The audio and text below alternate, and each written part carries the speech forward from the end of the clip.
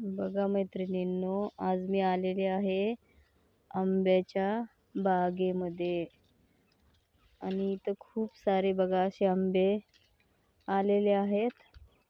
हे बघा किती छान आहेत आणि इथं चिक्कू पण आहेत. तुम्ही बघू शकतात किती छान चिक्कू लागले आहेत. बघा आणखीन छोटे आहेत. हे 1 महिना लागणार आहे ह्याला पिकण्यासाठी. बघा किती छान वाटत आहे. आणि हे आहेत आंबे, बघा तुम्ही बघू शकतात. आणि हे आहेत केशर आंबे. बघा किती छान दिसत आहेत. खूप सारे झाडं आहेत इथे. चिकू, आंबा, परत लिंबोनी पण आहे, पण मी तिथं नाही गेलेले.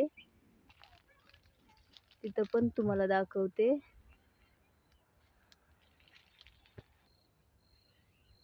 हे बघा ह्या झाडाला खूप सारे लिंब आहेत. बघू शकतात कसे छान दिसत आहेत, अगदी हिरवे हिरवे. बघा खूप छान आहेत. हे बघा कसे एकदम असे गुच्छे लागले आहेत. हे बघा हे तर एका ठिकाणी 4 आंबे आहेत. लिंब आहेत हे, सॉरी लक्षात नाही आलं माझ्या. आंब्याच्या नादामध्ये मी लिंबाला सुद्धा आंबेच म्हणत आहे. बघा बघा इथं तर किती छान आले आहेत असे. हा हे एक तर बघा किती सुंदर दिसत आहे. एकदम असं पिकत आहे. हे पिवळं पिवळं होत आहे, पण मी याला नाही तोडणार. हे बघा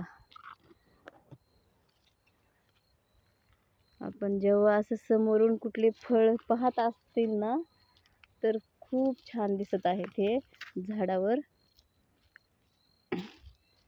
बाजारामध्ये तर आपण सर्व फळं बघू शकतात, पण असे झाडावर बघताना खूप आनंद होतोय. मला तर खूप छान वाटते. आणि मैत्रिणींनो, तुम्ही म्हणता की ही बाग माझी आहे, पण नाही, तसं नाही. ही बाग माझी नाही आहे. मी असंच आलेली आहे ह्या बागेमध्ये. मला फिरायला बागेत खूप आवडते, म्हणून थोडंसं आमच्या शेजारीच थोडीशी ही बाग होती.